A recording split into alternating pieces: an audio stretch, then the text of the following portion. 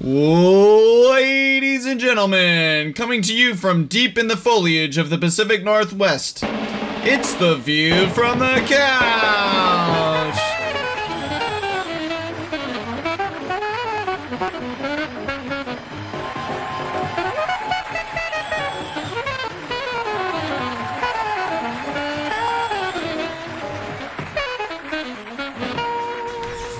What's up or whatever, everybody? This is The View from the Couch. I'm your host, Wendy Trendy.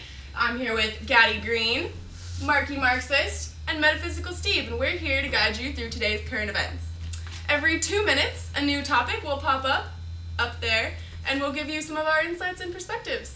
So, let's get started. As many of you know, bodybuilder turned actor turned politician Arnold Schwarzenegger can't seem to keep himself out of the news. Last week, he was found to be the father of an illegitimate 10-year-old child. Following his divorce, his ex-wife is proceeding to sue him. Thoughts? What about you, Mark?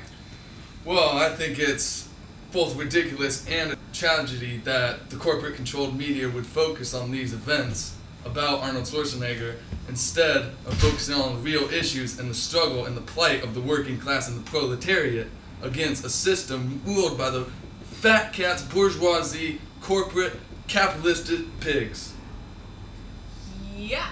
What about you, Gaddy?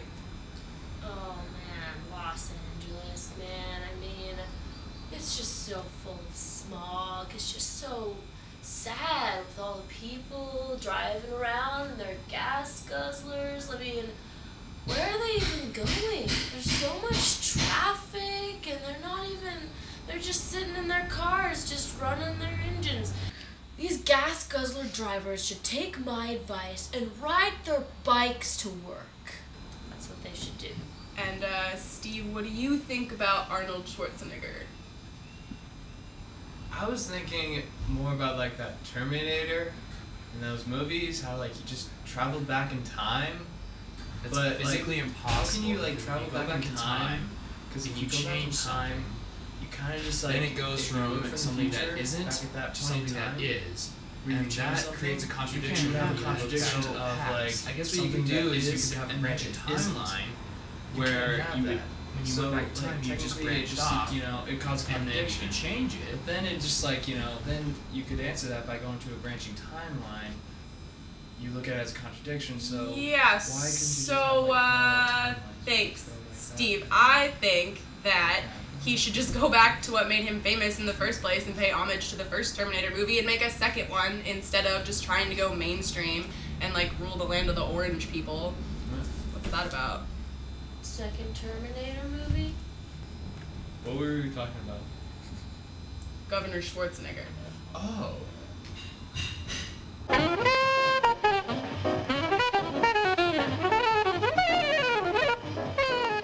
This Memorial Day marked the opening of the second Hangover movie, Hangover 2. And I know a lot of people like the first one a lot, but I think the second one has to be formulaically identical to the first one. I mean, the first one, they had a tiger, and this one, there's a drug-dealing middleman monkey.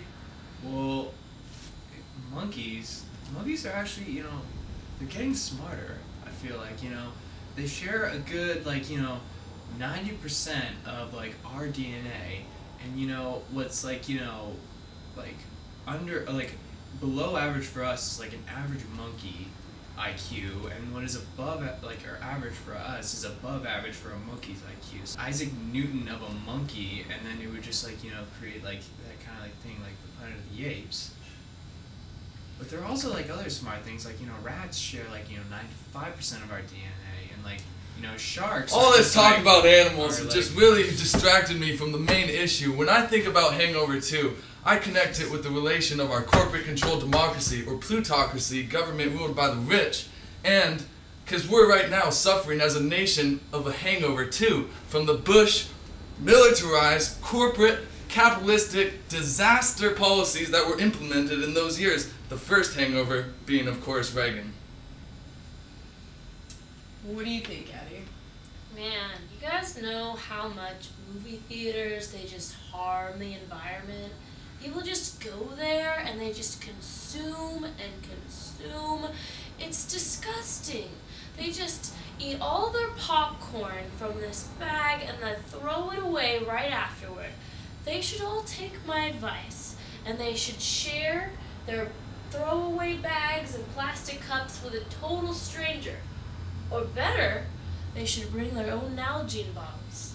But make sure it's not that cancerous plastic lining on those, because that's dangerous. Sharing, the real essence of communism. I agree. But like, if you share like your bag, like if you share like a bag, you're spreading like your germs and stuff. So like you're spreading your germs, and like you know if you were sick, you could get someone like. Speaking of germs, I would do horrible, unspeakable, unforgivable things to Zach Galifianakis.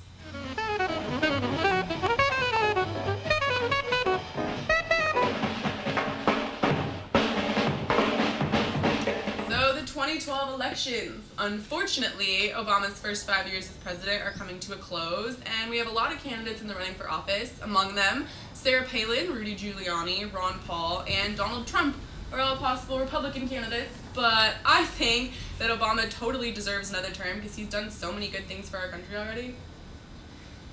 Well, I'll tell you why that's totally wrong. Well, if you look at the structure of our two-party system and the corporate influence that they have on both of our parties and the stranglehold that the big banking industry has on Obama right now, really, it's just like arguing over is Pepsi sweeter than Coca-Cola. So, until we address the fundamental issues of the capitalistic modes of production and the working class demands their rights, I won't see major change in America coming. Do you even know what you're talking about? I have Obama's Hope shirt. I have his change shirt. I'm rocking the For Obama shirt. And I check his Twitter every night.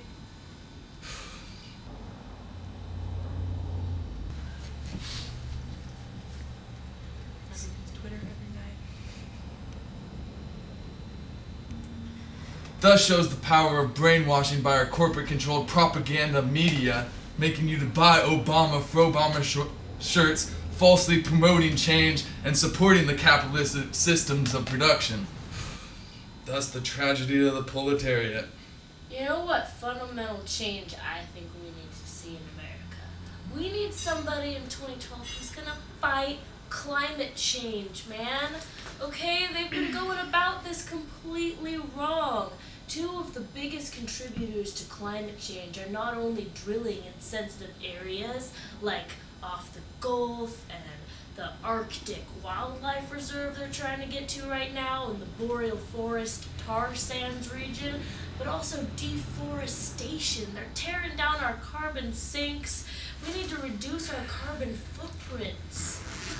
I would totally agree with you, and that is why we need to look at the power that oil corporations have over this democracy and hiding things from the public like climate change, distorting the facts of alternative medicine and energy. I mean, we're just really farting around, really. But thus is the fate of the universe. Like, Strauss and Howe, suggested and theorized that, each generation changed every 20 years. Just be optimistic about it. We're talking about this stuff right now, but, if we're going to change in 20 years, maybe it's for the better. By 20 years old, the glaciers will have melted anyway. We're all going to be underwater at this rate. Sounds like a bunch of corporate sympathy to me.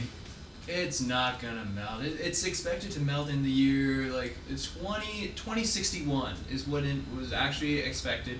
That all What's that, from the oil industry? It's from NASA. Yeah, the corporate-controlled democracy that controls NASA, brainwashed by the marketing propaganda. Brainwashed by the corporate industry propaganda. Brainwashed by capitalism's propaganda. The iPad 2. The what? The iPad 2.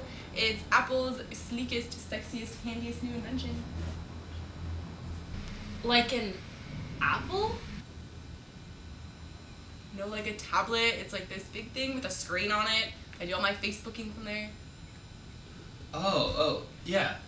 We've gone from the 70s having these giant computers storing very little memory to these small little things holding so much memory. Isn't it 64 gigabytes of memory?